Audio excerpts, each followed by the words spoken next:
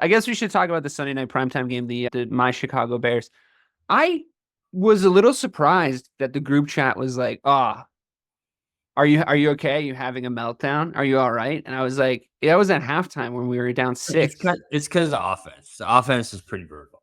I think it's because we are in a group chat with a bunch of Patriots fans, and like the Patriots fan thing to do is to fucking overreact. Like you're on the phone to WEI after every game. That's what the power rankings like. It's- They want me to overreact to everything, and it's just. I Not, don't think you should. That's the thing. That was the point I was making today. Yeah. We'll get onto that when we come around to the Seahawks and the Ravens, because that was a point of contention in our group chat today. We'll discuss, but it's, to me, I was like, well, I'm down 6 in a game that I don't think my team's supposed to win, to be totally honest. Like, spoiler alert, the Texans are number 2 in our power rankings. They're there or thereabouts. It's because everyone lost, but yeah, no, fair enough. But like, I think CJ Stroud looked the fucking business in that game, to be honest. Like, I think that was the difference. There was a lot of low quality football across the league. I agree. But I don't know, like, what I was seeing by the end of the first half is I was like, oh, my defense is pretty good. Like, maybe even a little bit better than I thought they were. We're all like doing our job. We're making our tackles. We're not letting any stupid open field stuff happen. We're stopping the run, which is how the defense is built, which I told you was going to happen. I told you Mixon wasn't going to have a big day against that Bears defense, and that proved to be true. The really big difference was that CJ Stroud was able to make a few plays because he's CJ Stroud. And like the times that it happened, I was like, even though my team was playing against him, I had to have a couple moments of like, damn, that guy's so good. Like, he's so good.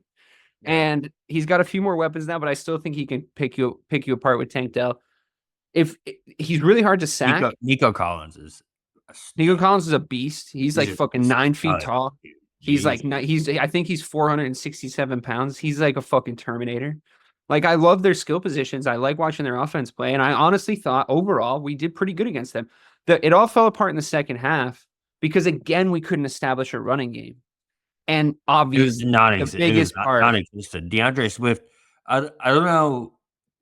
The knock on him, what do you think? The knock on him is always that he's so soft. Man he can't shed a tackle. Yeah. He can't make the first guy miss, which is, I just think, the most important thing for a running back, because he wasn't facing a ton of pressure in the box. Like, there wasn't a big stack, like, because they were blitzing a lot, and they blitzed even more when they realized that we couldn't run, regardless of how many guys they had in there. They weren't, even if they overran him on the blocking schemes, he still wasn't like getting free. I don't know. He just looked like he was running in fucking molasses.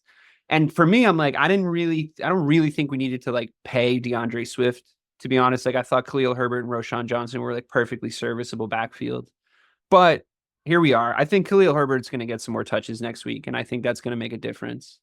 I think it's really hard to judge Caleb because that offensive line was so trash. Like, anytime there was more than 4 guys coming, they got through in 1 second. And then also, strangely, the game took fucking forever. Did you notice that? Like, the game did take forever. Why did it take like 9 hours? I don't know. I was like, how is it still on? That game. I know. It was really weird. And it was a game. Up until like the last like 3 minutes, it was a game. Yeah. I think like I'm fine with Caleb throwing the ball. Was it and the like punts? It was the punts. It might have been a lot of punting. I think there was probably a lot of punting. I mean, we have a good punter. That was an upside. I really did like the defense. And I thought that the kind of sky is burning, the sky is falling sort of reaction from people was a little strange, because I thought we did pretty well against them. And we're coming up next week against an Indianapolis Colts team who are just letting everyone run all over them. If we can't run on them, then I'll declare that there's a serious problem. There's a serious problem if we can't run on them. Yeah, but I think Jacobs had like 100 and I don't know, 160. I mean, literally, they look like they weren't even trying to stop the run. Like, every block was a pancake. It was crazy. So maybe that'll get some confidence in the O-line. But I don't know. Like, what overall, I guess the big question, the big takeaway is like, can you take anything away from Caleb after that kind of a game? I don't know. I don't know if it really tells you anything. I thought he made a couple of big boy throws. I thought there was a couple of drops, and I thought there was a few bad throws. So it was kind of like a mixed bag, like in both games.